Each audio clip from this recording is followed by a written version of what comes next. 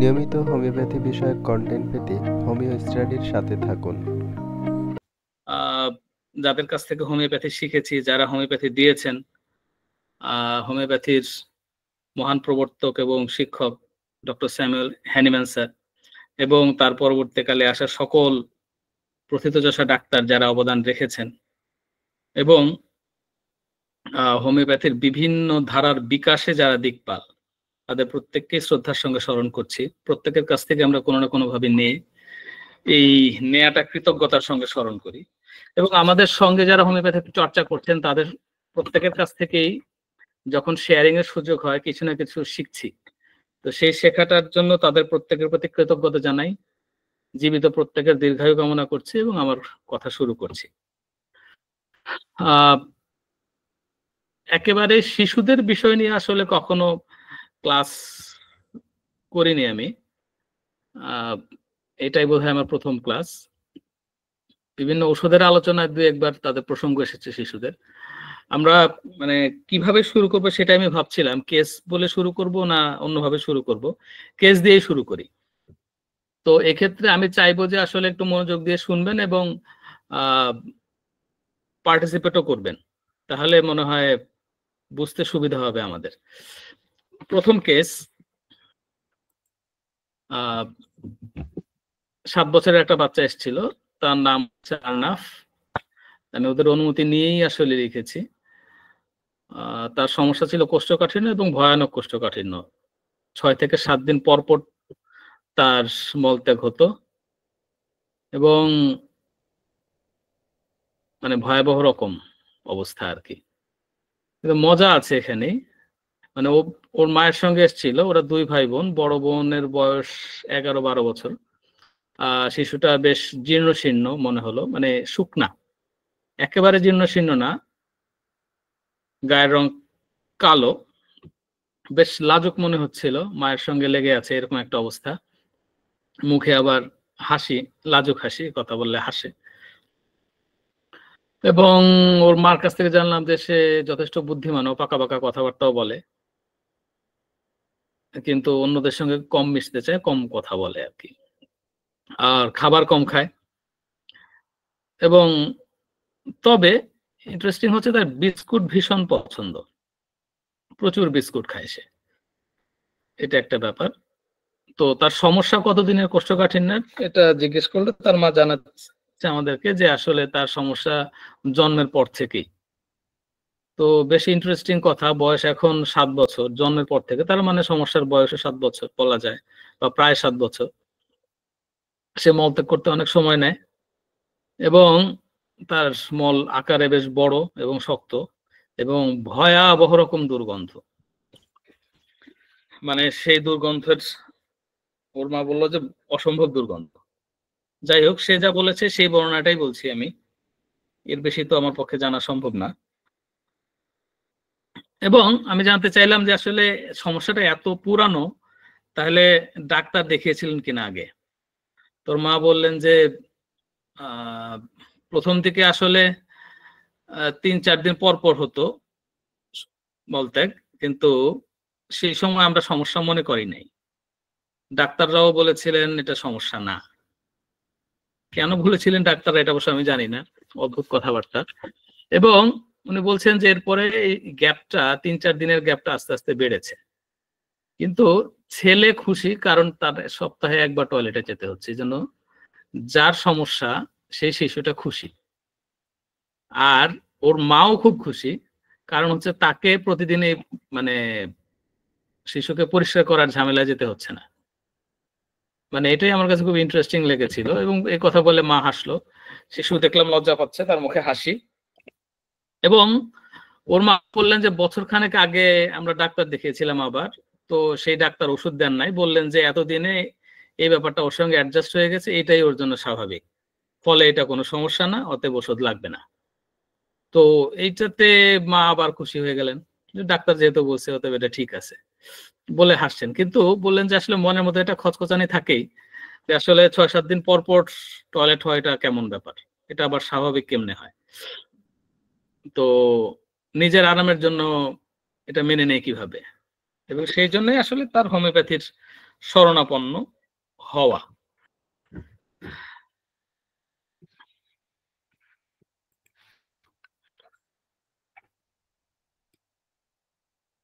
তো আমি স্বাভাবিকভাবে জিজ্ঞেস করলাম যে আসলে নিজের আরাম বলতে আপনি কি বোঝাচ্ছেন, মানে কি? তো ওর মা বললেন যে টয়লেট করার পর ও তো নিজে নিজে এখনো পরিষ্কার হতে পারে না বা হয় না, আমাকেই করতে হয়, আমাকেই সে ডাকে। আর টয়লেট এত দুর্গন্ধ কি বলবো। মানে তখন প্রশ্ন করলাম যে আসলে ওর টয়লেট ট্রেনিং তো হয়ে যাবার কথা এতদিনে, বয়স যেহেতু 7, মানে এখনো কেন পারবে না? তো ওর মা বললেন যে পারে যে না তা না, তবে আমাকে দিয়েই করাবে আসলে। সমস্যা যে শুধু এটা তা তো না, আমার সঙ্গে সে আঠার মতো লেগে থাকে। এটা হচ্ছে ওর মায়ের সমস্যা, যে বাচ্চা মায়ের সঙ্গে একদম আঠার মতো লেগে থাকে, প্রায় কখনোই ছাড়ে না। এবং এই জন্য আসলে স্কুলে বা মাদ্রাসায় প্রথমে ভর্তি করেছিল ১ম বছর, কিন্তু মাদ্রাসায় সে যায় নাই, মাকে ছেড়ে যাবে না। ওর মা স্কুলের শিক্ষিকা, প্রাইমারি স্কুলে। তো পরে অনেক বুঝিয়ে অন্য একটা স্কুলে ভর্তি করেছে, নিজের স্কুলে ভর্তি করায়নি। ওই আশার মতো লেগে থাকা প্রবণতার কারণে অনেক বুঝিয়ে তারপর বাচ্চাকে স্কুলে সে দিতে পেরেছে, এবং স্কুলে সে মানে অনেক কষ্ট হয়েছে। তারপর তারপর দেখা যায় যে সে মাঝে মধ্যে স্কুলে না গিয়ে মায়ের স্কুলে যেতে চায় আর কি। আর সারাক্ষণই মায়ের সঙ্গে থাকতে চায়, মানে মা কার সঙ্গে কথা বলতে পারবে না, কোথাও যেতে পারবে না, এমনকি টয়লেটে গেলেও টয়লেটের দরজার সামনে একসময় দাঁড়িয়ে কাঁদতো, এখন কাঁদে না, অপেক্ষা করে, এবং আসলে আবার মাকে তার লাগবেই। তো আঠার মতো লেগে থাকে, এবং অন্যদের সঙ্গে যে খুব মেশে তা না, অন্য বাচ্চাদের সঙ্গে কমই মেশে। এবং মা বলছেন যে ওর সমস্ত কিছুই হচ্ছে আমি। তো ফলে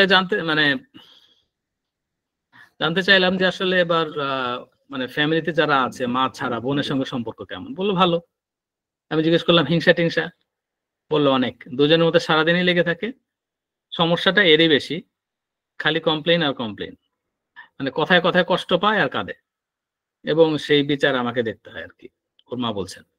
তো আমি ওর বাচ্চাটার কাছে জানতে চাইলাম যে তোমার যে একদিন পর পর টয়লেট হয়, তোমার সমস্যা হয় না, ব্যথা হয়, কষ্ট পাও কিনা? তো ও হাসি মাখা ভঙ্গিতে বললো কিসের কষ্ট। ওর মা বলল যে, ওর মা তখন ওর কথা বলছেন আর কি, যে ওর আবার কিসের কষ্ট, একটু দেরি করে হয়, এই যা, কষ্ট যেটা সেটা তো আমার। টয়লেট করার সময় ও তো জোরে জোরে গান গাইতে থাকে। এই এক মজার জিনিস। তো এইটুকুই হচ্ছে কেস। তো এখন আশা করি মানে যারা উপস্থিত আছেন আপনারা শুনেছেন কেসটা। তো এই ক্ষেত্রে আপনাদের কোনো বক্তব্য আছে কিনা আমি একটু শুনতে চাই, যে আসলে কি ওষুধ হওয়া উচিত এটা, যারা অংশ নিতে চান বা যারা বলতে চান আর কি।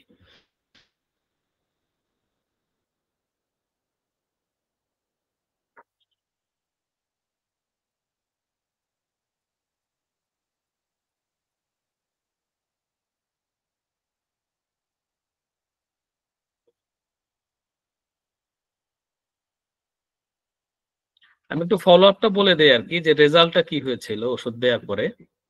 ওষুধ দেওয়া হয়েছিল ওকে সিঙ্গেল ডোজ, এবং 200 পাওয়ার। দেওয়ার একদিন পরে ওর মা জানালেন যে টয়লেট হয়েছে, এবং ওষুধ খাওয়ার পর থেকে এখন প্রতিদিনই হচ্ছে। কিন্তু মজা হচ্ছে রোগী খুবই বিরক্ত, অর্থাৎ শিশুটা, কেন তার প্রতিদিন টয়লেট হচ্ছে। এবং এই জন্য ওর মাও খানিকটা বিরক্ত যে তাকে তো পরিষ্কার করতে হচ্ছে। কিন্তু ওর যে আচরণ মায়ের সঙ্গে, সেটাতে আসলে এখনো পরিবর্তন আসে নাই। আমার ধারণা এর পরে আরো উচ্চ শক্তি লাগতো, তারা আসলে যোগাযোগ আর ওইভাবে করে নাই।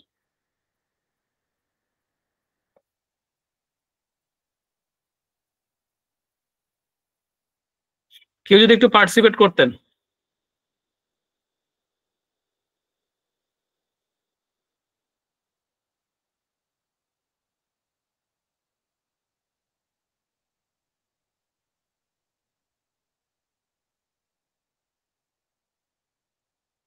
স্যাররা যারা আছেন, ম্যাডামরা যারা আছেন, যদি একটু বলেন।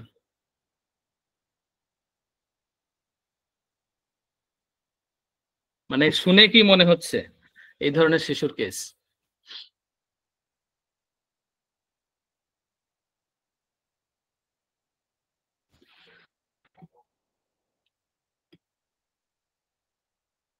আচ্ছা, কেউ কেউ লিখেছেন, আমি একটু পড়ি। একজন স্যার লিখেছেন পালসেটিলা, একজন দুজন লিখেছেন অ্যালুমিনা। হ্যাঁ, শিশুটা জীর্ণ শীর্ণ কালো, মানে খুবই ঠিক আছে। আর ফারজানা আফরিন ম্যাডাম লিখেছেন কার্বোভেজ পালসেটিলা। আচ্ছা, মায়ের সঙ্গে একেবারেই লেগে থাকে। হ্যাঁ, এটা পালসেটিলা আমরা ভাবতে পারি এই জন্য। আর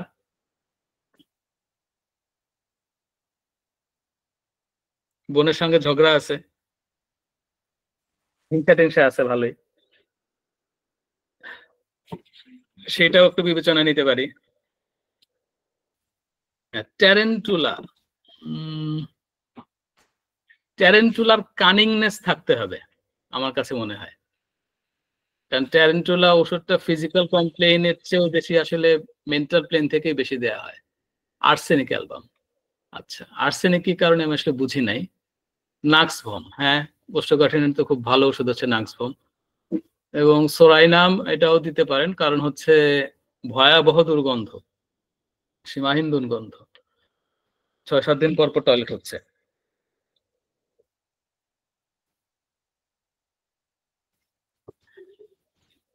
আচ্ছা, আর দু একজন বলেন, আমি তারপরে বলছি। যদি একটু এক্সপ্লেন করতেন কেউ, মানে মাইক ওপেন করে এক্সপ্লেন করতে পারেন, আপনার মানে পক্ষে যুক্তি দিতে পারেন।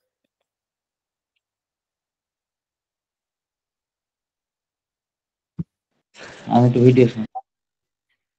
আচ্ছা আচ্ছা,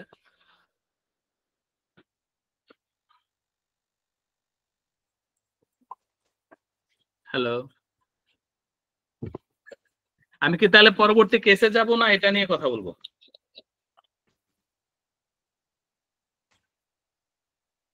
স্যার এটা নিয়েই বলেন।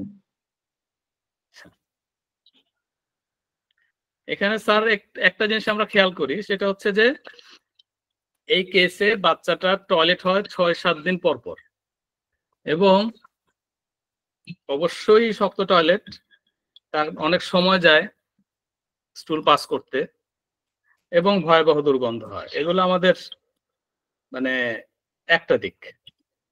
আচ্ছা, এর বাইরে বাচ্চাটা মায়ের সঙ্গে একদম লেগেই থাকে, মায়ের জন্য বিরাট একটা শাস্তিপূর্ণ ব্যাপার, এটা মা এটা পছন্দ করছে না, তার কষ্ট হচ্ছে। আর সবচেয়ে বড় কথা হচ্ছে মায়ের সঙ্গে যদি লেগেই থাকবে, তাহলে সে মানে স্বাধীন মানুষ হবে কিভাবে বড় হয়ে?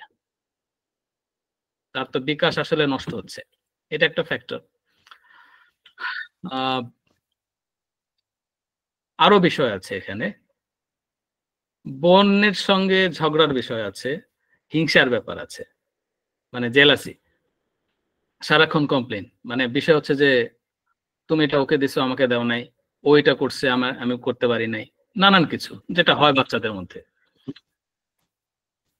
তো এই বিষয়গুলো যদি আমরা বিবেচনায় নিই তাহলে, এবং সে মায়ের কাছ থেকে আসলে কি চাইছে এটা একটু দেখার বিষয়। ও কিন্তু বুদ্ধিমান, ওর মা এটা আমাকে বলেছে, সেটা আমি বললাম আপনাদের, সেটা হচ্ছে যে সে যথেষ্ট বুদ্ধিদীপ্ত কথাবার্তা বলতে পারে, কিন্তু তার সমস্যা একটাই, মাকেই তার লাগবে। মিউরেটিক অ্যাসিড, আচ্ছা আচ্ছা, ব্যারাইটা কার্ভ একজন বলেছেন, আর এনজিম ক্রুড একজন বলেছেন। আচ্ছা, এখানে মানে যে বিষয়গুলো আমি বললাম এইগুলো যদি বিবেচনায় নেই, তাহলে আসলে আমরা দেখি এই ঔষধে আসলে প্রেসক্রিপশন করা হয়েছিল স্যানিকিউলা। স্যানিকিউলা খুবই ইন্টারেস্টিং একটা রেমেডি, আমরা জানি। কেন করা হয়েছিল সেটা বলি। প্রথম কথা হচ্ছে যে সে তার মাকে ছাড়তেই চাচ্ছে না, সবসময় তার মাকে লাগবে, এক। দুই হচ্ছে মানে সামান্যতে সে কষ্ট পায়, খালি কমপ্লেন আর কমপ্লেন। আর হচ্ছে জেলাসি বোনের সঙ্গে, বোনের সঙ্গে জেলাসি, এটা যদি আমি রুব্রিকে কনভার্ট করি তাহলে এটা হচ্ছে জেলাসি চিলড্রেন বিটুইন, দুই শিশুর মধ্যে জেলাসি। জেলাসি চিলড্রেন ইন আর বিটুইন দুইটা রুব্রিক আছে সিনথেসিসে। তো সিনথেসিসে নতুন করে আসলে স্যানিকিউলা অ্যাড করেছে অ্যাডোনিসে। আর যদি কমপ্লিট ডাইনামিক্স দেখেন আপনি, এই স্যানিকিউলাটা জেলাসি চিলড্রেনের মধ্যে ইনের মধ্যে আছে, ওখানে আবার বিটুইন রুব্রিকটা নাই। যাই হোক, কথাটা হচ্ছে জেলাসি, শিশুদের মধ্যে জেলাসি স্যানিকিউলা আছে। আর হচ্ছে আপনি যদি এই দুইটা রুব্রিকই নেন, যে মায়ের সঙ্গে আঠার মতো লেগে আছে, ছাড়ছে না, সবসময় তারকে ধরে আছে, সেইটা যদি নেন আর যদি জেলাসি নেন, এই দুইটা নিলেই আপনি পেয়ে যাবেন হচ্ছে 3টা ওষুধ সর্বোচ্চ, স্যানিকিউলা, স্যাকারাম অ্যালবাম আর হচ্ছে স্ট্রেমোনিয়াম।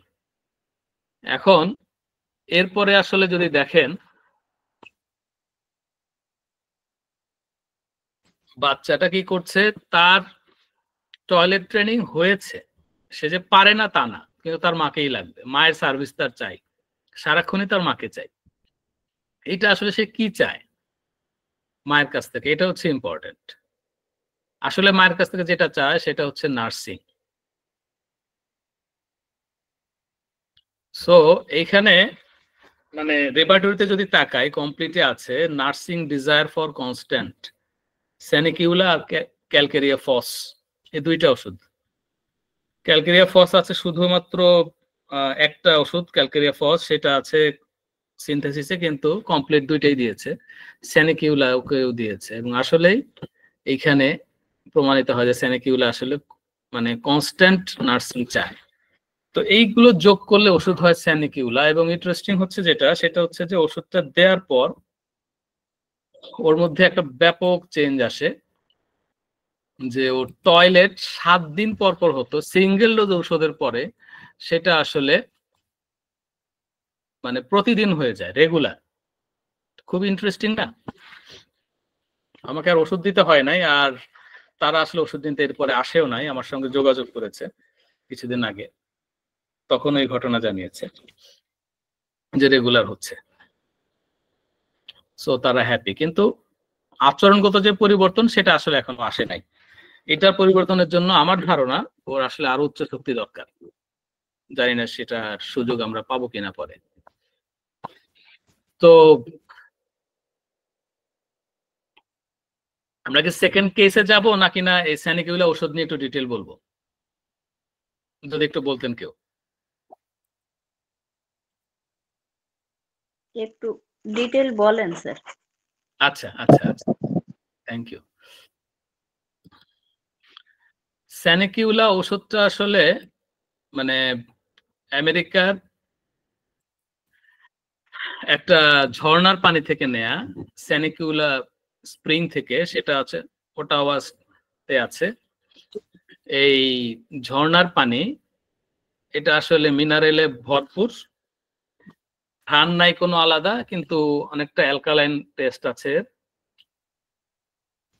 শেরবিনো এটাকে প্রুভ করেছিলেন, এবং এটা হচ্ছে অত্যন্ত ভালোভাবে প্রুভ করা একটা ঔষধ। এবং এইটা যেহেতু মিনারেল ওয়াটার, এর মধ্যে আসলে natrum mur, calcarea sulph, calcarea carb, magnesium mur, alumina, silicea, borax এগুলো আছে এই পানির মধ্যে, যার কারণে এই সকল ওষুধের সিমটমও কোথাও কোথাও কোথাও কোথাও মিলে যায়। এই জন্য কেউ কেউ অ্যালুমিনা বলেছেন, সিলিশিয়া বলতে পারতেন, ইভেন ন্যাট্রাম মিউরও বলতে পারতেন, এবং এটাই স্বাভাবিক। এইসব কারণে এই সকল ওষুধের সঙ্গে আসলে আমাদের আসলে একটু ঝামেলা হয়। তবে এই ওষুধটা অত্যন্ত দরকারি ওষুধ, বিশ্বাস করেন। কনস্টিপেশনের কেসে এটা আপনি মাঝে মধ্যে পাবেন, এবং আচরণগত পরিবর্তনের জন্য বা বিহেভিয়ারাল সমস্যা যেগুলো আছে, সেই সকল সমস্যার কেসে আপনার স্যানিকিউলা লাগবে, কারণ এরকম বাচ্চা অসংখ্য আছে। মেইন কি, স্যানিকুলার বাচ্চা কিরকম, এরা একেবারেই অবস্টিনেট, হেডস্ট্রং, এবং শুধু হেডস্ট্রং না, দেখা যাবে যে কাঁদেও, কিন্তু একগুয়ে। কাঁদতেছে কিন্তু তার একগুমে ছাড়তেছে না, তার সে যেটা চাইছে ওইটাই হইতে হবে, যেভাবে হইতে হবে সেভাবে হইতে হবে, আর কোনো বিকল্প না, ওটা আপনাকে করে দিতেই হবে, ওইভাবেই হবে। এবং অত্যন্ত অস্থির, ইভেন বেবিজ, এমনকি শিশুরাও। সেনিকিউলার যে প্রুভিং সিমটম গুলো, এগুলো অধিকাংশই আসলে টেস্টেড, নানান ভাবে টেস্টেড। আচ্ছা, তো এবং সামান্যতেই বাচ্চারা রেগে যায়, সেনিকুলার বাচ্চারা সামান্যতেই, মানে যেটা তার পছন্দের একটু বাইরে, সে যেটা চেয়েছে সেভাবে হয় নাই, এবং প্রচন্ড রাগ, কথায় কথায় রাগ, কথায় কথায় কান্না। মানে এবং একটা জিনিস পাবেন, সেটা হচ্ছে যে অনেক বাচ্চা দেখবেন যে আসলে ঘুম থেকে উঠেই একদম মুখ অন্ধকার, ঘুম থেকে ওঠার পরে তার মানে সকালবেলা অথবা যে কোনো সময় ঘুম থেকে উঠলো তার মুখ অন্ধকার, কালো, কাঁদে, মেজাজ খুবই খারাপ, অত্যন্ত রেগে যায়, অত্যন্ত বিরক্ত, চিৎকার করতে থাকে ঘুম থেকে জাগার পরে, এবং কাঁদতে থাকে। সেনিকিউলা।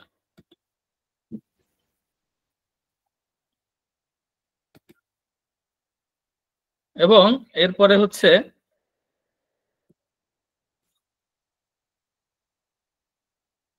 কিন্তু মজার ব্যাপার হচ্ছে এর মধ্যে অল্টারনেটিং স্টেটটা খুব দারুণ। বাচ্চা এই কাঁদছে, আবার পরক্ষণেই হাসছে, আপনি সহজেই তাকে ভুলিয়ে ফেলতে পারবেন, সহজেই তাকে হাসাতে পারবেন। প্রচন্ড রাগে চোটে কাঁদছে, এটা করছে, প্রচন্ড বিরক্ত, কিন্তু আপনি সহজেই তাকে, আপনার যদি হ্যান্ডেল করার কৌশল থাকে, আপনি সহজেই তাকে হাসাতে পারবেন। অল্টারনেটিং স্টেটটা তার মধ্যে আছে, এই খুবই হাসি খুশি, এই প্রচন্ড রেগে গেল, হ্যাঁ, এই হাসছে, এই রেগে যাচ্ছে, এই বিরক্ত, এই হাসি খুশি, এবং এই ইরিটেবল হয়ে যাচ্ছে, এই আবার খুব খেলাধুলা করতেছে। একটু আগেই প্রচন্ড কান্নার চোটে সে মায়ের কোলে চড়ে ঘুরছে শিশু, সেই শিশু আবার একটু পরে নেমে খেলছে। সেনিকিউলা।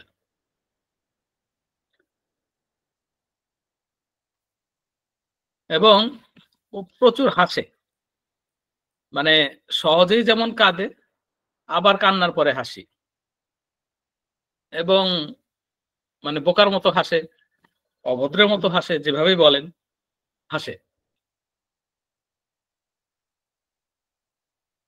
তারপরে হচ্ছে সে চায় না যে কেউ তাকে টাচ করুক, মানে ওই যে আমরা ইন্টিম ক্রুড জানি বা ইন্টিম টাচ জানি যে টাচ পছন্দ করে না, ছুইলেও চিৎকার করে, কাঁদে। এটা শুধু ইন্টিম টাচ না, আরো অনেক ওষুধে আছে, সেন্টগুলোতে দারুণ ভাবে আছে। এবং বাচ্চা রিয়্যাক্ট করে, কোনো টাচ সহ্য করতে চায় না, পছন্দ করে না, কেউ তাকে কিছু বললেও রেগে যায়, কাছে আসলে বিরক্ত হয়, এরকম আর কি। পছন্দের যে জিনিস দিলে ছুঁড়ে ফেলে, সেনিকুলাতে আছে এটা। এবং তার রিয়াকশনটা হচ্ছে বাজেভাবে রিয়াক্ট করে, লাথি মারে। Mind irritability, looked at being, aggravation, spoken to or touch, তার কিছু বললো, তাকে ছুঁইলো, তার দিকে তাকালো, তাতেই তার মেজাজ খারাপ হয়ে যায়, এবং তাকালেও কাঁদে আর কি। এবং আরেকটা ইন্টারেস্টিং জিনিস হচ্ছে যে অফেন্ডেড ইজিলি চিলড্রেন, সহজেই কষ্ট পায়, সামান্যতেই কষ্ট পায়, সামান্যতেই মন খারাপ করে ফেলে।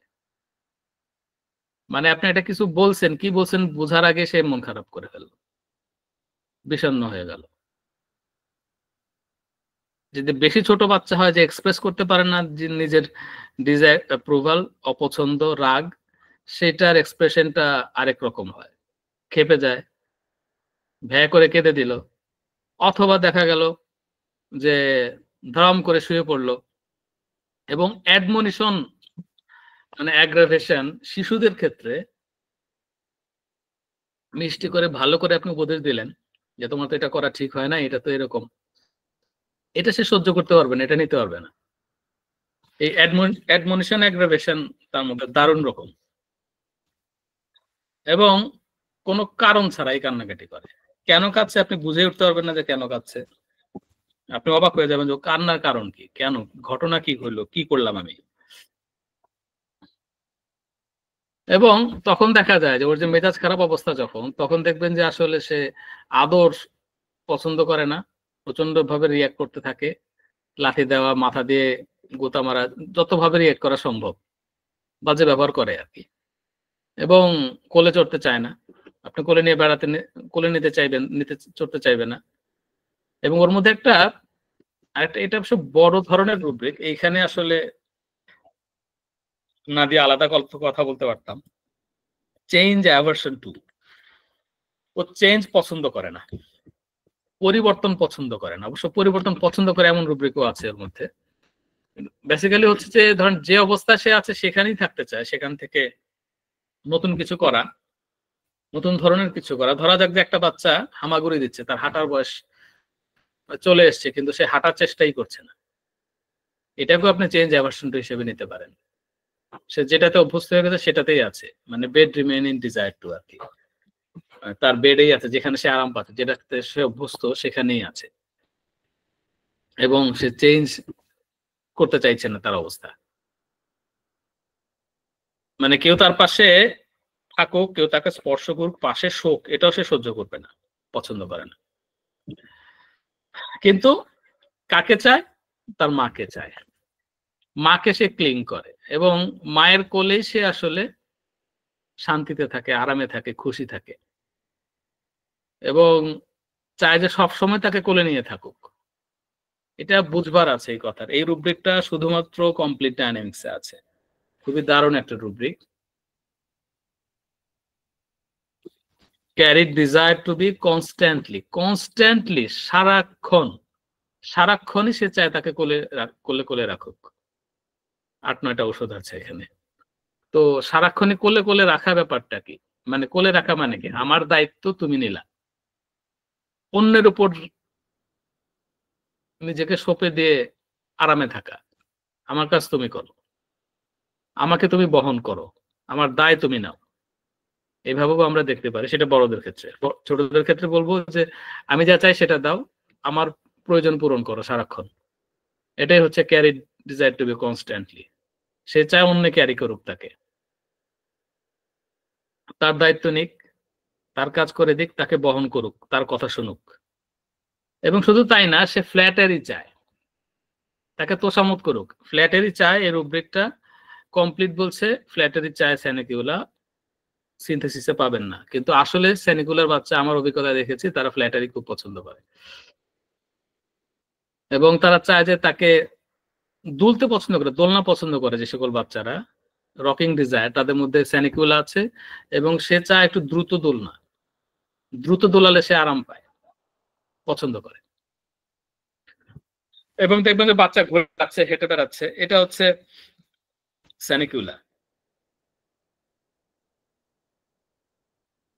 তো এবং তার যে ক্লিন করার কথা যেটা বললাম, সে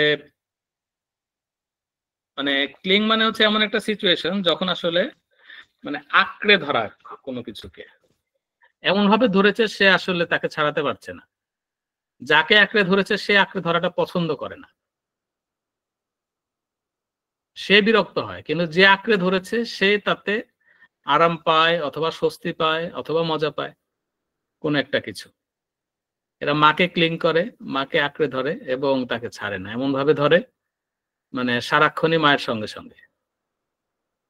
এবং শুধু আঁকড়ে ধরা তো তার কাজ না, সে ওই যে তাকে ক্যারি করাবে, সারাক্ষণ কোলে নিয়ে রাখো। মা কাজ করতে পারছে না, কোলে নিয়ে সমস্ত কিছু করতে হচ্ছে। এবং ওর মধ্যে আবার যেটা আছে সেটা হচ্ছে তার ডাউনওয়ার্ড মোশনের ভীতিও আছে।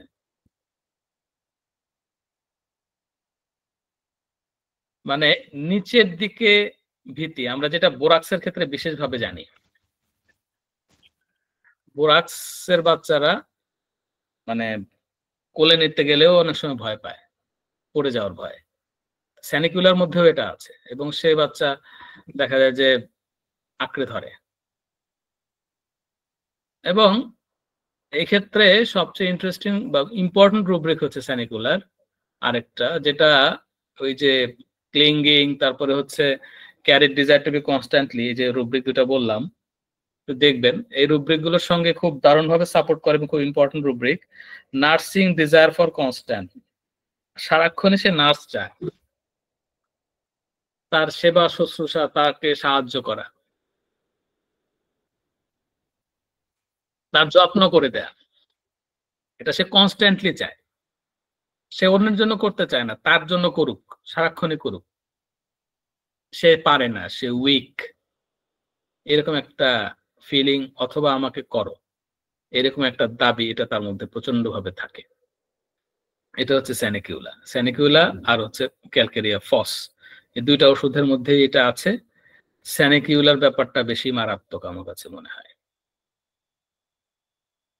তো এইটা হচ্ছে মানে ইম্পর্টেন্ট, এবং এটা স্যানিকিউলার বলতে পারি core, nursing desire for constant. এবং তারও ভয় আছে, পড়ে যাওয়ার ভয় আছে, এবং সেই জন্য যে তাকে কোলে নেবে বাচ্চাকে, তাকে সে কঠিনভাবে আঁকড়ে ধরে, কারণ তার পড়ে যাওয়ার ভয়, সে যদি পড়ে যায়। এবং জ্বরের মধ্যে পড়ে যাওয়ার ভয়, এটা যদি দেখেন তাহলে সিঙ্গেল স্যানিকিউলা।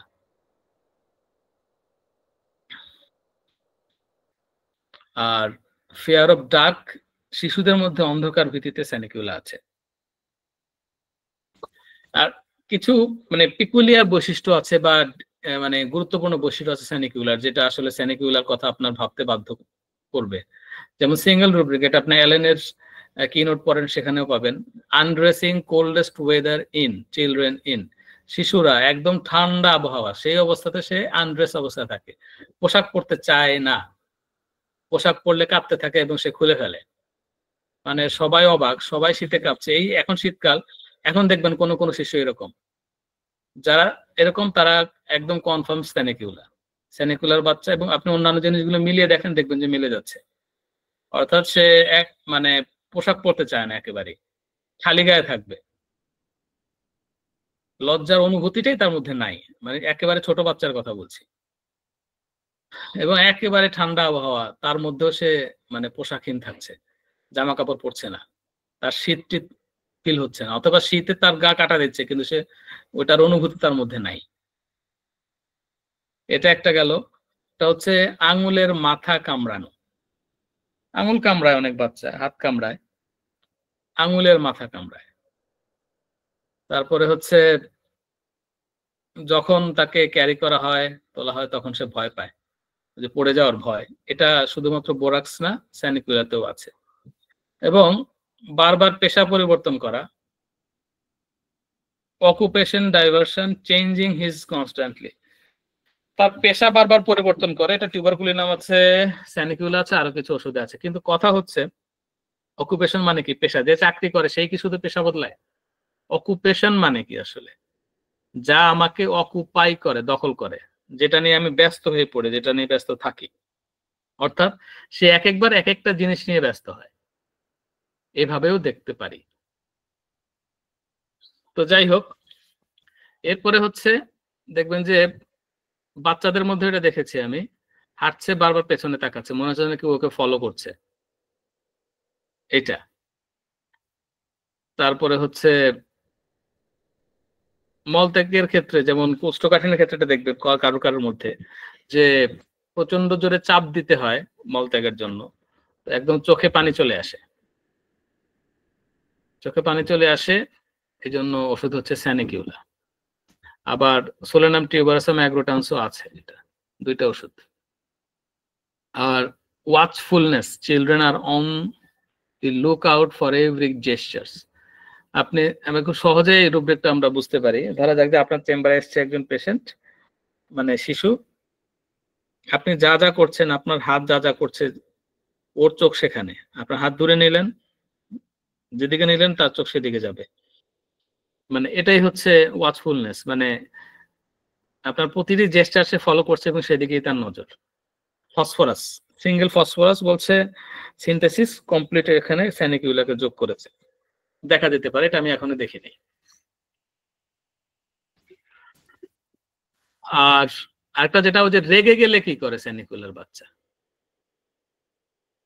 রেগে গেলে ওই যে মানে একদম পিছনের দিকে নিজেকে ছুড়ে দেয় বলা যায়, অর্থাৎ ধ্রাম করে নিচে পড়ে যায়, মাথা একদম উল্টা দিকে সে ধ্রাম করে পড়ে যায়, মানে থ্রোজ ওয়ান সেলফ ব্যাকওয়ার্ড, নিজেকে ছুড়ে দেওয়ার মতো।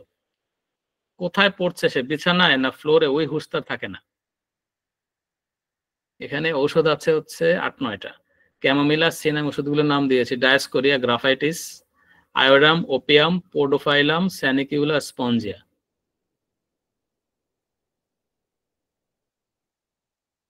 নয়টা ওষুধ, এবং সবকিছুই যেন ধ্বংস করবে সেই জাতীয় প্রবণতা। ক্যান্ডিডা অ্যালবিকান্স বা মনিলিয়া অ্যালবিকান্স, ফসফরাস আর স্যানিকিউলা। তো ওই যে নিজেকে পেছন দিকে ছুঁড়ে ফেলা, এই যে প্রবণতাটা, রেগে গেল তো এটা করে বাচ্চারা, অনেক বাচ্চা করে, একদম পেছন দিকে নিজেকে ফেলে দেয়, এরকম একটা অবস্থা এইটা। আর সঙ্গে দেখবেন যে ও বাচ্চা খুশি হয় কিভাবে, তাকে অনেক যদি ফ্ল্যাটারি করা যায় তাহলে সে খুশি হয়। দুইটা জিনিস ক্লাব করেন, যোগ করেন, সম্ভবত ওষুধ হচ্ছে একটাই, সেটা হলো স্যানিকিউলা। এই দুইটা মিলাতে পারলে দেখবেন যে স্যানিকুলা চলে আসছে আপনার চার্টে। তো স্যানিকুলার আর এর বাইরে ফিজিক্যালের দিকে যদি তাকাই, আমি কি পাচ্ছি, যেমন তার মানে ঘুমের সময় তার মাথা, ঘাড় দারুণ ভাবে ঘামে, একেবারে বালিশ অনেকখানি ভিজে যায়, এত ঘামে স্যানিকুলা। স্যানিকুলার পায়ের ঘাম ভয়ঙ্কর রকমের দুর্গন্ধ, তার মলে যেমন ভয়ঙ্কর দুর্গন্ধ থাকে, তার পায়েও ভয়ঙ্কর দুর্গন্ধ হয়। আবার মাথায়, দাড়িতে, এ সকল জায়গায়, আইব্রোতে, স্ক্যাল্পে তার প্রচুর ড্যান্ড্রফ হয়। তার সিমটম কনস্ট্যান্টলি চেঞ্জ হয়, বদলাইতে থাকে। তো কনস্টিপেশন যেহেতু আমাদের আজকের আলোচ্য, সেখানে দেখবেন যে কনস্টিপেশনের দিকে যদি তাকাই, এখানে বেশ কিছু সিমটম আছে। আমি কয়েকটা সিমটম লিখছি এখানে, যে 2-3 দিন পর পর মলত্যাগ করে, যদি আমাদের রোগে কিন্তু 6-7 দিন পর পর। ফলে 6-7 দিন পর পর এরকম একটা রূপরেখ যোগ করা যাইতেই পারে। আরেকটা রূপরেখ যোগ করা যেতে পারে, কারণ আমি কমপক্ষে 2টা বাচ্চার মধ্যে দেখেছি স্যানিকুলার, যে মলত্যাগ করার সময় জোরে জোরে গান গায়, শিশু। তো constipation, স্টুল remains long in rectum with, মানে তার কোনো আর্জিংই নাই, তার রেকটামে অনেক সময় ধরে মল পড়ে থাকে, তার ত্যাগ করার কোনো আর্জিংই নেই, চেষ্টাই নেই। মানে অনেক বেশি যদি অ্যাকুমুলেশন না হয়, না জমে, তাহলে সে মলত্যাগ করে না বা করতে পারে না, এটা স্যানিকুলার আরেকটা লক্ষণ। তারপরে হচ্ছে তার সফট স্টুলও অত্যন্ত ডিফিকাল্ট হয় পাস করতে। আমরা শুধু অ্যালুমিনার কথা জানি, আরো 2-1টা ওষুধ জানি, কিন্তু এখানে অনেক ওষুধ আছে এই সিমটমে। তার কনস্টিপেশন অনেক বেশি অবস্টিনেট কনস্টিপেশন, মানে এটা একেবারেই বাজে ধরনের কনস্টিপেশন স্যানিকুলা। এবং স্টুল মানে এসে ভেতরে চলে যায়, যেটা আমরা অনেকটা ওই যে সিলিশিয়াতে জানি, এবং এটা মেকানিক্যালি বের করতে আঙুল দিয়ে বা কোনোভাবে অন্যভাবে বের করা লাগে, এমনও হয়। তো ফলে এই সকল বিষয় যদি বিবেচনায় রাখে, আমাদের পক্ষে স্যানিকিউলা প্রেসক্রিপশন করা সহজ।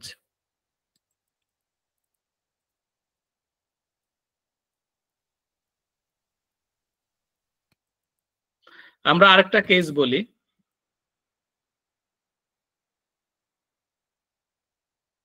এটা একটু ডিফারেন্ট ধরনের কেস।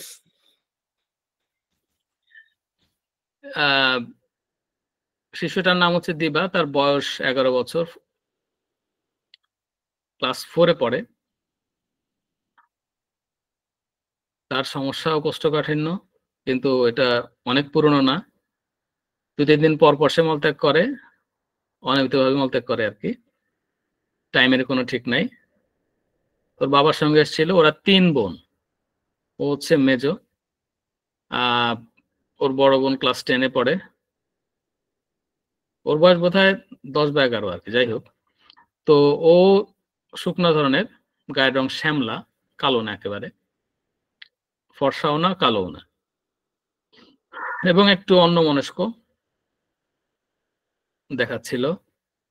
তার মাছ এবং শাকসবজি একেবারেই দেখতে পারে না, দু চোখের বিষ। মাংস পছন্দ করে। ওদের বাড়িতে পুকুর আছে, পুকুরের পানিতে নামলে সে আর উঠতে চায় না। পানিতে সাঁতার কাটতে ভীষণ পছন্দ করে, খেলতে পছন্দ করে। ওর সমস্যাটা, অর্থাৎ এই কোষ্ঠকাঠিন্য সমস্যা কতদিনের এটা জানতে চাইলে ওর বাবা বললো যে 1 মাস যাবত হবে। তারা লক্ষ্য করছে 1-1.5 সপ্তাহ ধরে বা 2 সপ্তাহ ধরে মল শক্ত, করতে কষ্ট হয়। কোষ্ঠকাঠিন্য যেহেতু কষ্ট তো হবেই। তো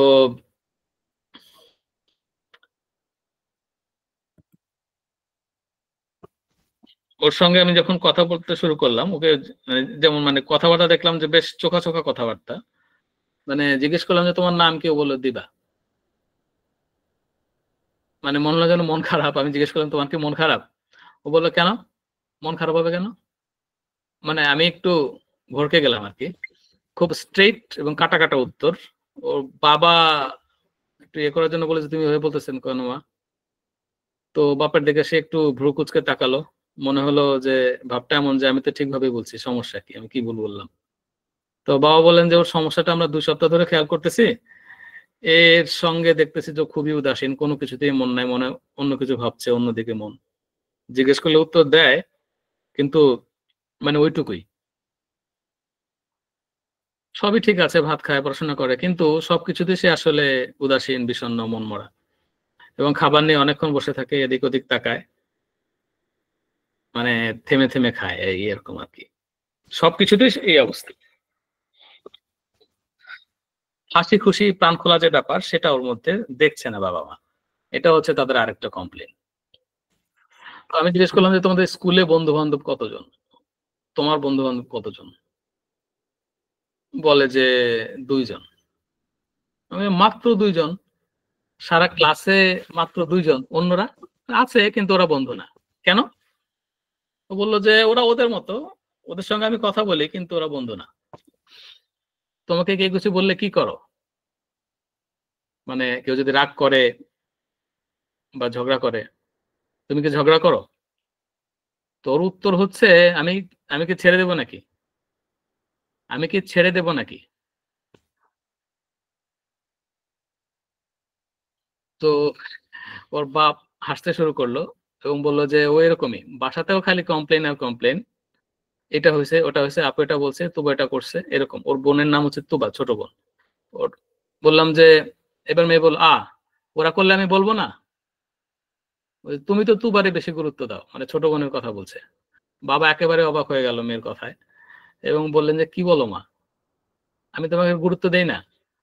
তো ও বলছে, মানে বাপ মেয়ের কনভারসেশন শুরু হয়ে গেছে। বলে যে না, আমি কিছু আনতে বললে বলে এখন না, পরে, সকালে বললে বিকালের কথা বললো, ভুলে যাও, কিন্তু তুবা যদি বলে তখন তুমি সাথে সাথে নিয়ে আসো। তো এই ছিল কেস। তো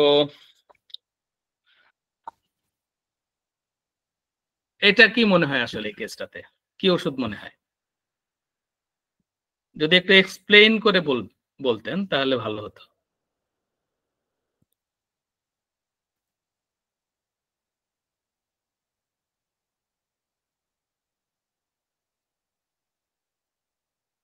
কেউ যদি একটু কমেন্ট করেন অথবা পার্টিসিপেট করেন।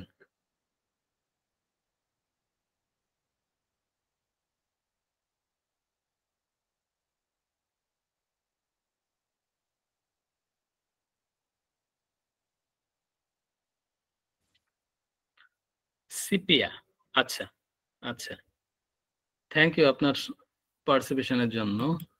কস্টিকাম, আচ্ছা।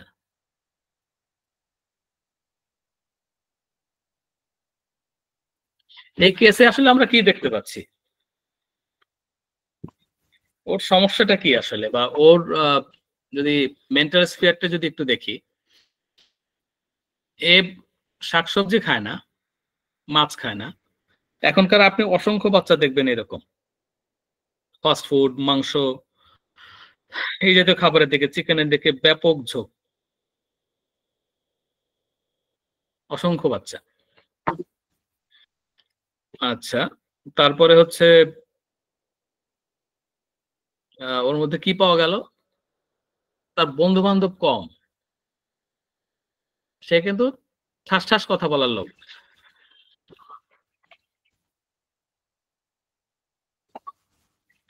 মানে স্ট্রেইট কথাবার্তা বলে এবং স্পেসিফিক উত্তর দেয়। তার সঙ্গে যদি কেউ লাগতে আসে সে তাকে ছেড়ে দেয় না, বা তাকে যদি কেউ কিছু বলে, লাগতে আসে না শুধু, কেউ কিছু বললেও সে কড়া কড়া উত্তর দেয়। আসলে মানে ন্যাট্রামিও কিন্তু অনেক এইরকম না। কস্টিকাম একভাবে ভাবা যায়, হাইসিয়ামসের মধ্যে বিট্রেয়ালের ভয় থাকে দারুণ রকমের, মানে ধোকা খাওয়ার ভয়, বিশ্বাসঘাতকতার ভয়। মানে দেখছি বিড়াল, আসলে এটা বাঘ না তো, এরকম আর কি। তো আসলে ব্যাপারটা কি হয়েছে এখানে, ওর ক্ষেত্রে এটা একটা জিনিস, স্কুলে তার বন্ধু কেন কম থাকবে, সে অন্যদেরকে বন্ধুই মনে করে না, দুজনের সঙ্গে তার খাতির বেশি। ন্যাট্রামের কিন্তু সবার সঙ্গে ভালো সম্পর্ক রাখার চেষ্টা করে, একটা গুড ইমেজ সে রাখে, এবং নিজের ইমেজ রাখার জন্য সে অনেক ভালো ভালো কাজ করে। আবার সে মানবিক মানুষ, দয়া মায়াও আছে প্রচুর, সেটা তো আছেই, কিন্তু নিজের ইমেজের একটা ব্যাপারও তার কাছে আছে, কারণ সে তো এক্সক্লুসিভ, স্পেশাল, বিশেষ, এমন কিছু যেটা আর কারোর মধ্যে নাই, এমন গুণ তার মধ্যে আছে, এটা তার ধারণা, এবং সেটাকে সে রক্ষা করার চেষ্টা করে, এবং তার ডিগনিটি আছে। ফলে এই সকল যার মধ্যে থাকে সে আসলে অ্যান্সার এইভাবে করে না সাধারণত।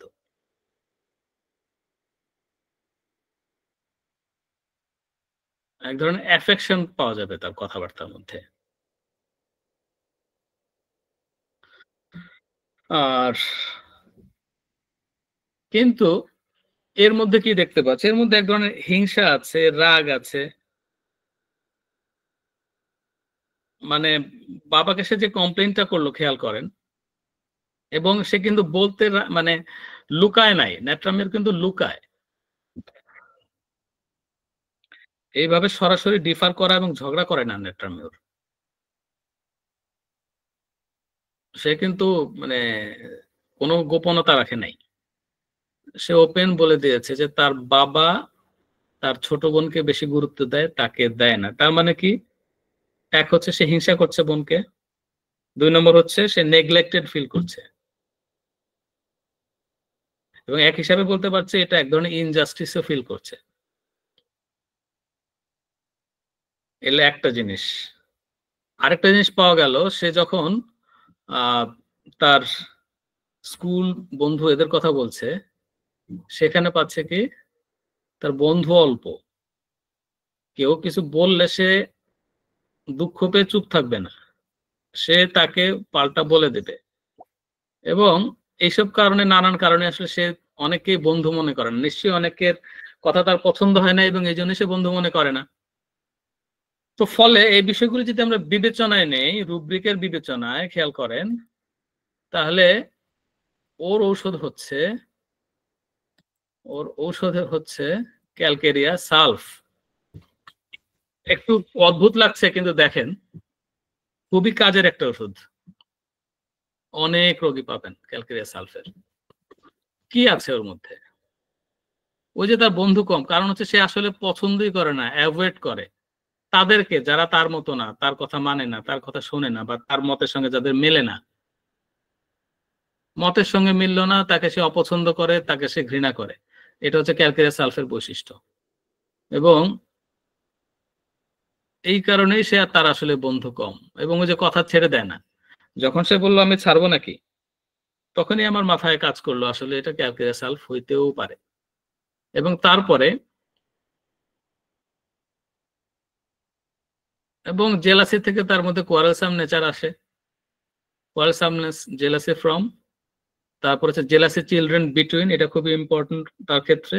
আর সে কি হচ্ছে, নেগলেক্টেড ফিল করছে, dilution neglected, one is children in, এটা যদি নেই তাহলে ওষুধ আসে ক্যালকেরিয়া সালফ। Calcarea sulph. এই ওষুধটা আসলে খুব ইন্টারেস্টিং এবং এটা একটু প্রবলেমেটিকও আমাদের, কারণ হচ্ছে ক্যালকেরিয়ার মধ্যে যে ওয়েলথ আছে, সালফারে ওয়েলথ আছে, এখানে ওয়েলথ ওভাবে আমরা দেখি না, কিন্তু উভয়ের ইগো তার মধ্যে আছে। সালফারেও প্রচন্ড ইগো আছে, ক্যালকেরিয়াতেও প্রচন্ড ইগো আছে। দুইটা ইগোই এর মধ্যে দেখবেন, যদিও ইগোটিজম রুব্রিকে ক্যালকেরিয়া সালফকে যোগ করা হয় নাই। তার ইগোর সমস্যা অনেক এবং সে নিজেকে স্পেশাল মনেই করে ক্যালকেরিয়ার মতো, এবং ফলে তার নিজেকে নিয়ে তার একটা কনসাসনেস এর জন্য থাকে। তো যাই হোক, এটা হচ্ছে ক্যালকেরিয়া সালফ। আমি সংক্ষেপে কয়েকটা কথা বলি, আমাদের সময় কমে এসছে, দ্রুত শেষ করে দিচ্ছি।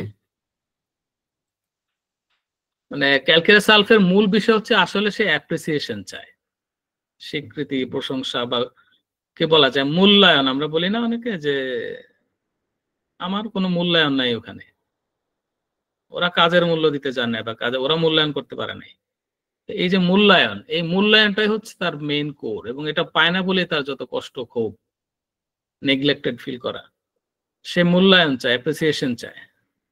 কি অ্যাপ্রিসিয়েট করবে? শিশুদের ক্ষেত্রে বাপ করবে বা মা করবে, উভয় রুব্রিকে দেয়া আছে এবং সেই রুব্রিকে আছে এটা, এবং সে ফিল করে তাকে অ্যাপ্রিসিয়েট করা হচ্ছে না, এবং এই জন্য সে আসলে ল্যামেন্ট করতে থাকে, মানে বিলাপ করা, ল্যামেন্টিং। কিন্তু এটা আরেক ভাবে দেখেন, যখন একটা লোক একই কথা নানান ভাবে ঘ্যান ঘ্যান করে বলে, আরে কোনো কাজের কোনো দাম নাই, প্রতিভার কোনো মূল্য নাই, চেষ্টার কোনো মূল্য নাই। কোথায় বলছে? যেখানে বললে কোনো রেজাল্ট নাই। ধরেন আপনি আপনার বাসায়, মানে আপনার প্রতিবেশীর সঙ্গে আপনার ঝগড়া হয়েছে, আপনার জায়গার একটা অংশ সে 1 ইঞ্চি সে দখল করেছে, এটা আপনি মানতে পারেন নাই। এইটা আপনি কমপ্লেন করবেন কোথায়? আইন প্রয়োগকারী সংস্থার কাছে, থানায়। তো আপনি সেটা না করে যদি আপনি একে ধরে ওকে ধরে এই কথা বলতে থাকেন বারবার, তার মানে আসলে আপনি কি করছেন? কমপ্লেন করছেন নাকি আপনি বিলাপ করছেন? এটা হচ্ছে বিলাপ, ল্যামেন্ট করছেন। তো ক্যালকেরিয়া সালফ ল্যামেন্ট করতে থাকে, কিন্তু তার ল্যামেন্টিংটার মধ্যে অসহায়ত্ব না, ঠিক এক ধরনের বিরক্তি থাকে। ক্যালকেরিয়া সালফের মধ্যে বিটারনেস পাওয়া যায়। বিটারনেস মানে হচ্ছে তিক্ততা, তিক্ততার মধ্যে রাগ থাকে, ঘৃণা থাকে। ক্যালকেরিয়া সালফ একটা বিটার রেমেডি, তার ভিতরে কোথাও না কোথাও এটা থাকে।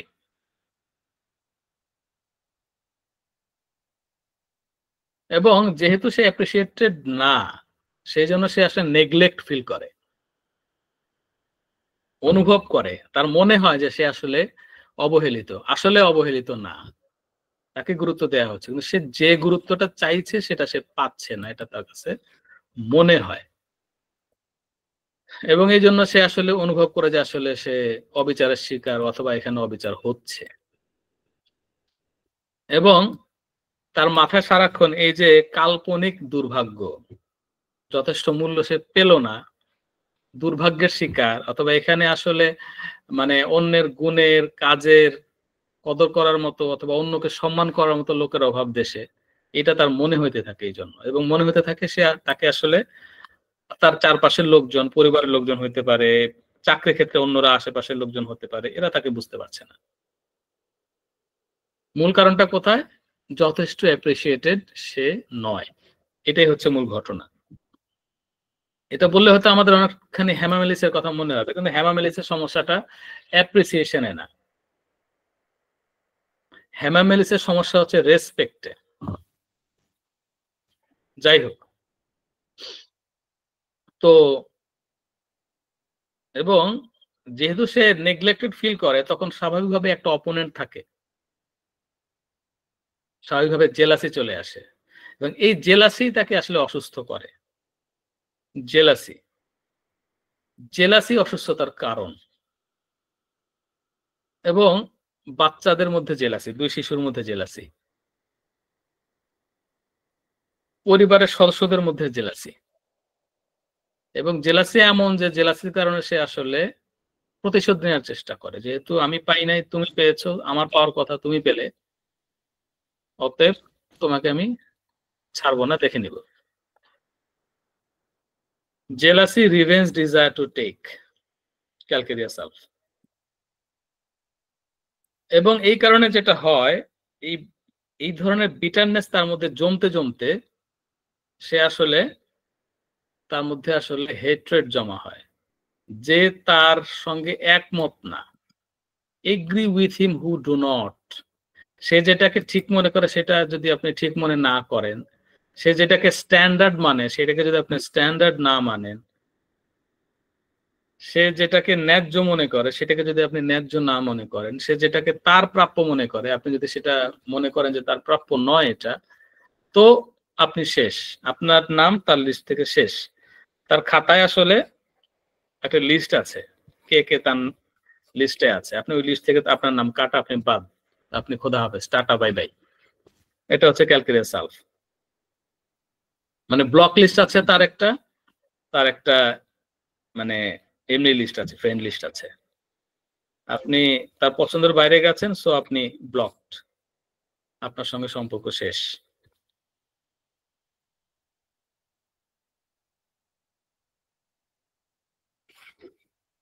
তো তারপরে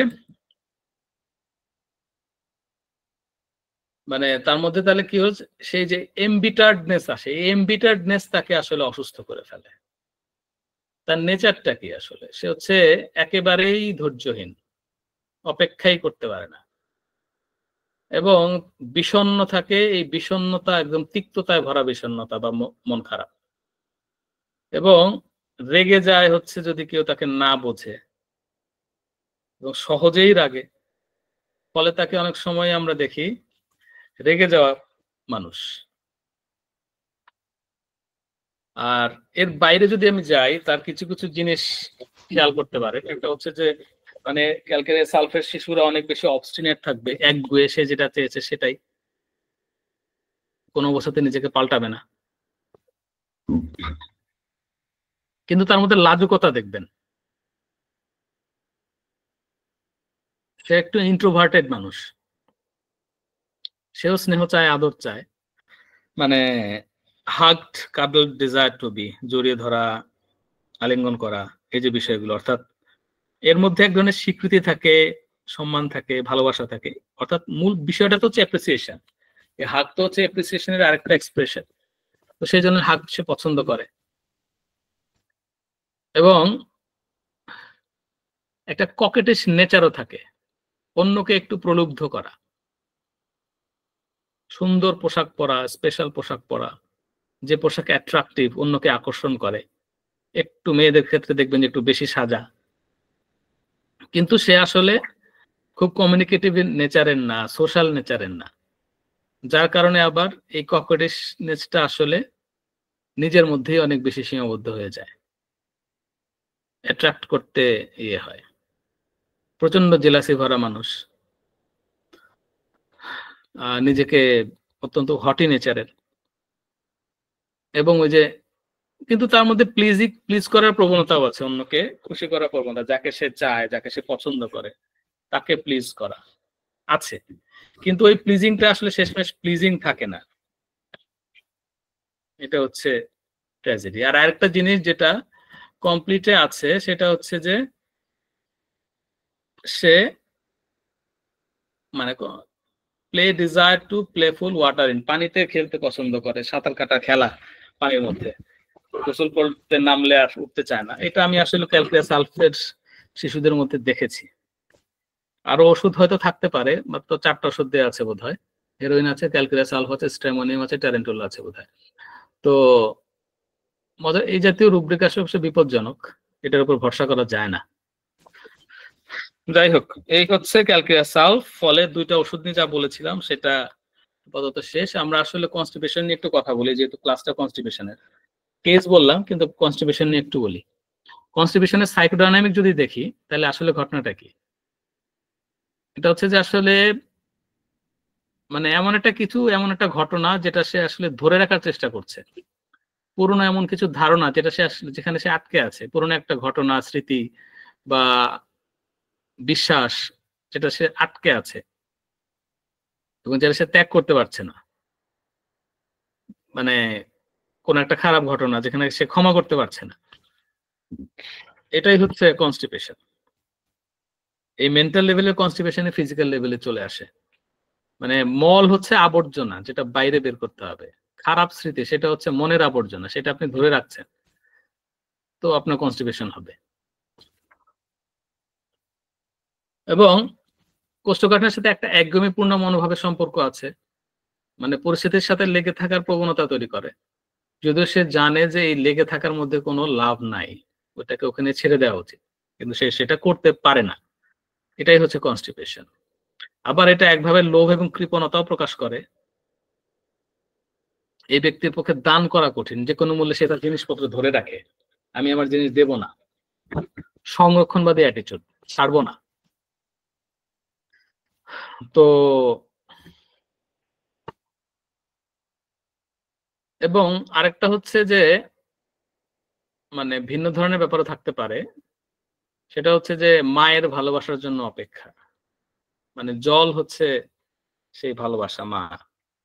তো মলে পানির অভাবের অর্থ হচ্ছে যে তার আসলে মায়ের প্রতি তার একটা আকাঙ্ক্ষা আছে, মায়ের ভালোবাসা সে পায়নি, অপেক্ষা করছে। এই কথাগুলো আসলে হুয়ান রোমেরোর একটা বই আছে, যেটার কথা এর আগেও বলেছিলাম, নোয়িং আওয়ারসেলভস এ আছে, আপনারা পড়ে নিবেন, অনেক কাজের জিনিস। তো এটা হচ্ছে সাইকোডাইনামিকের জায়গা থেকে বলা। কিন্তু কোষ্ঠকাঠিন্য আসলে কি যদি বলি, কোষ্ঠকাঠিন্য হচ্ছে এমন একটা অবস্থা যখন মানে 2-3 দিন পর পর মলত্যাগ হয় এবং সেটা অনেক কষ্টকর হয়। এবং অধিকাংশ কোষ্ঠকাঠিন্য আসলে ফাংশনাল বাচ্চাদের ক্ষেত্রে, এর পেছনে অন্য রোগ থাকে না, এবং কোষ্ঠকাঠিন্য দ্রুত সেরেও যায়। কিন্তু অনেক সময় যখন সারে না তখনই আসলে এটা একটা সমস্যা। এবং যখন সমস্যা হয়ে ওঠে তখন দেখা যায় বাচ্চা কি করে, মল আটকে রাখে, এবং এতে কি হয়, তার মানে কোলনে জল শোষণের কারণে এটা যেমন শক্ত হয়ে যায় মলটা অনেক বেশি, আবার মলদ্বারও ফুলেও যায়, ফলে মলদ্বারের সেন্সিটিভিটি কমে যায়। দেখা যায় যে অনেক সময় প্রচন্ড চাপে, যদিও কোষ্ঠকাঠিন্য, সে আসলে পোশাকের মধ্যেই, প্যান্টের মধ্যেই মলত্যাগ করে ফেলেছে, স্কুলের মলত্যাগ হয়ে গেছে। এরকম ঘটনা অনেক বাচ্চার ক্ষেত্রে আপনারা দেখবেন। এবার কেন হয়? ওষুধের কারণ হতে পারে, ব্যায়ামের অভাব, অর্থাৎ মুভমেন্টের, যথেষ্ট পরিমাণে পানি খাচ্ছে না সেই জন্য, ফাইবারের অভাব খাবারে, আইবিএস এর কারণে হতে পারে, মানে মল ত্যাগের বেগ এসছে কিন্তু নানান কারণে সেটা সে আটকে রেখেছে, করছে না, সেজন্য হতে পারে। এবং জীবনযাত্রার যে অভ্যেস ছিল সেই অভ্যেসে একটা চেঞ্জ এসছে, তো সে কারণে হতে পারে, ইন্টেস্টাইনের সমস্যার কারণে হতে পারে। এবং আরো কিছু একদম শিশুদের ক্ষেত্রে হতে পারে আরো একটা বিষয়, যেমন যদি ফর্মুলা দুধ যারা খায় সে সকল শিশুর ক্ষেত্রে হতে পারে। শক্ত খাবার যখন সে শুরু করলো, শিশুর দুধ থেকে পরিবর্তিত হয়ে শক্ত খাবার শুরু করলো দুধের পাশাপাশি, তখন হতে পারে। অথবা গরুর দুধ খেতে শুরু করলো, তখন হতে পারে। টয়লেট ট্রেনিং এর সময় হতে পারে, কারণ সে ওই কাজটা পছন্দ করছে না, সে টয়লেট আটকে রাখার চেষ্টা করছে এবং আটকে রাখতে রাখতে এদিকে চলে যাচ্ছে, এটাও হতে পারে। অনেক সময় ভ্রমণের সময়, অর্থাৎ কোন জার্নিতে গেছে, টয়লেট হচ্ছে না, হতে পারে। ভাইরাল কোন অসুস্থতার কারণেও হতে পারে। তো লক্ষণটা কি? লক্ষণ হচ্ছে যদি সপ্তাহে 3 বারের কম মল ত্যাগ করে তাহলে সেটাকে কোষ্ঠকাঠিন্য ধরতে হবে, এবং প্রতি সপ্তাহে কমপক্ষে যদি 1 বার করে আর কি মল ত্যাগ। তো আটকে রাখার ব্যাপারটা যেটা বললাম এর আগে আর কি, বাথরুমে না যাওয়ার চেষ্টা করে, এবং তখন কি করে যে তলপেট চেপে ধরে, পা আড়াআড়ি করে, মুখ লাল করে, লুকায়, কাঁদে, কাঁপে বা নাচে। তো অনেক সময় বাপ মা মনে করে যে এটা আসলে বাচ্চা ব্যথায় কষ্ট পাচ্ছে, পেট ব্যথায়, কিন্তু আসলে ব্যাপারটা তা না, সবসময় যে পেট ব্যথা তা নয় আর কি। এবং মল অত্যন্ত ত্যাগ করা অত্যন্ত কঠিন এবং অনেক ব্যথা হয়। মল ছোট এবং বলের মতো মল, পেট ফুলে যাওয়া, অস্বস্তি বোধ করা, মলদ্বারে অনেক বড় ব্যাসের মল মানে জমা হওয়া, এবং সেটা মলদ্বার দিয়ে বের হতে পারছে না বা চায় না, পারে না, কষ্ট। এরপর হচ্ছে পেট ব্যথা, মানে অনেক পেট ব্যথারই বড় কারণ শিশুদের ক্ষেত্রে বিশেষ করে কোষ্ঠকাঠিন্য, এবং সেটা মাঝে মধ্যে ব্যথা দেখা দেয়, এবং টয়লেট হলে পরে, মলত্যাগ করলে পরে ব্যথাটা চলে যায়। আর আর কি কি হয়, যেমন ধরা যায় যে কোষ্ঠকাঠিন্য হলে হয় কি, মল দীর্ঘদিন জমতে জমতে দেখা যায় যে সেটা প্রচুর পরিমাণে জায়গা দখল করে পেটের মধ্যে, এবং ফলে মূত্রাশয়ের উপর চাপ পড়ে, মূত্রাশয়ের অ্যাক্টিভিটিসে প্রবলেম দেখা দেয়, সমস্যা দেখা দেয়। এবং এতে হয় কি, অনেক সময় দেখা যায় ইউরিনারি ট্র্যাক্ট ইনফেকশন হয় শিশুদের, এবং দেখা যায় যে বিছানায় প্রস্রাব করে দিয়েছে অথবা প্যান্টে প্রস্রাব করে দিয়েছে। আর আরো সিমটম হতে পারে কোষ্ঠকাঠিন্যের, যেমন ধরা যাক যে মলের সঙ্গে রক্ত, মলদ্বারে ফাটল দেখা দিতে পারে মলত্যাগের সময়, এবং টয়লেট পেপারে রক্ত। তো আচরণগত সমস্যা দেখা দিতে পারে, যে কোনো কারণে যদি সে বিব্রত হয় এই মলের কারণে, তো এটা তাকে আসলে মেন্টালি এফেক্ট করে, সেই এফেক্ট তার অন্যান্য আচরণের মধ্যেও পড়বে, এটাই স্বাভাবিক। তো আমরা কি করব? আমরা যেটা করব সেটা হচ্ছে যে তার বয়স, অবস্থা, সিচুয়েশন সমস্ত কিছু বিবেচনা নিয়ে ওষুধ দেবো, এবং তার স্বভাব আচরণ এগুলোকে বিবেচনা নেব। আমি যে দুইটা কেস বললাম, সেই দুইটা কেসে আসলে শুধু ফিজিক্যাল সিমটম না, তার আসলে অন্যান্য বিষয়গুলো বিবেচনা নেওয়া হয়েছিল, এবং সেই জন্যই আসলে কাজ হয়েছিল। ওই যে মেয়েটা যেটা বললাম যে ক্যালকুলাস সালফের কেসটা, ওই কেসের ক্ষেত্রে যেটা হয়েছিল, ওর বাবা আমাকে জানিয়েছিল যে বাসায় গিয়ে ঔষধ খাওয়ার 1 মিনিটের মধ্যে টয়লেটে দৌড় দিয়েছে, এবং এরপর থেকে টয়লেট স্বাভাবিক, এবং টয়লেটে কষ্টও হয়নি, প্রতিদিন টয়লেট হচ্ছে, আচরণেও হাসি খুশি ভাবটা এসছে। তো এটা হোমিওপ্যাথিতে সম্ভব। পৃথিবীর সবচেয়ে দ্রুত গতিতে সবচেয়ে ফাস্ট কাজ করে হোমিওপ্যাথিক ওষুধ। পৃথিবীর কোনো ওষুধের পক্ষে হোমিওপ্যাথিক ওষুধের চেয়ে দ্রুত কাজ করা সম্ভব না। আপনি খাওয়ার কয়েক সেকেন্ড থেকে শুরু করে কয়েক মিনিটের মধ্যে আপনি টের পাবেন কিছু একটা হচ্ছে, আপনি ভালো বোধ করছেন, আপনি হালকা বোধ করছেন, আপনি রিলিজড ফিল করছেন। তো যাই হোক, তো ফলে শিশু আমরা কি পরামর্শ দেব কোষ্ঠকাঠিন্য আক্রান্ত শিশুকে? তার খাদ্যাভ্যাস বদলানো দরকার, ফাইবার দরকার প্রচুর। তাহলে কি করতে হবে? ফল খেতে হবে, শাকসবজি খেতে হবে, বাদাম খেতে হবে, রুটি খেলে অবশ্যই হোল গ্রেন আটার রুটি খেতে হবে। ভাত সবচেয়ে ভালো হয়, আমরা জানি যে লাল চালের ভাত, অর্থাৎ যে চালে ফাইবারটা থাকে, অর্থাৎ তার যে খোসাটা ইনট্যাক্ট থাকে অথবা কিছু পরিমাণ হলেও থাকে, সেইটা। রাইস ব্র্যান্ডটা সবচেয়ে গুরুত্বপূর্ণ, এবং প্রচুর পরিমাণে পানি খেতে হবে। পানি যতটুকু খাওয়া দরকার ততটুকুই খেতে হবে। জাঙ্ক ফুড, ফাস্ট ফুড যতটা সম্ভব বর্জন করতে হবে। কারণ কি, এখানে কি আছে? এখানে ময়দা আছে, সবচেয়ে হার্মফুল জিনিস, কোষ্ঠকাঠিন্যের শত্রু, মানে কোষ্ঠকাঠিন্যের বন্ধু। আর আছে প্রচুর পরিমাণে সুগার, আছে প্রচুর চর্বি, সবগুলোই খারাপ।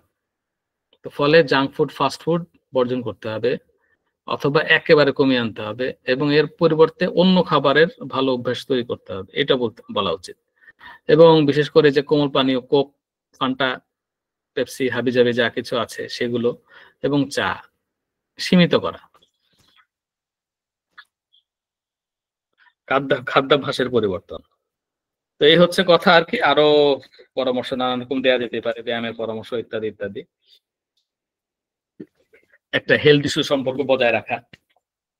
আর আরেকটা ব্যাপার হচ্ছে যে আপনার ঔষধ যদি কারেক্ট হয়, ফাস্ট যেমন কাজ হবে, তার যে আচরণগুলি তার কোষ্ঠকাঠিন্যকে উৎসাহিত করে, সেই আচরণগুলিতেও কিছু পরিবর্তন আসবে।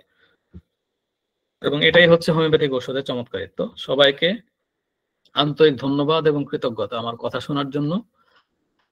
এখন আপনাদের পালা।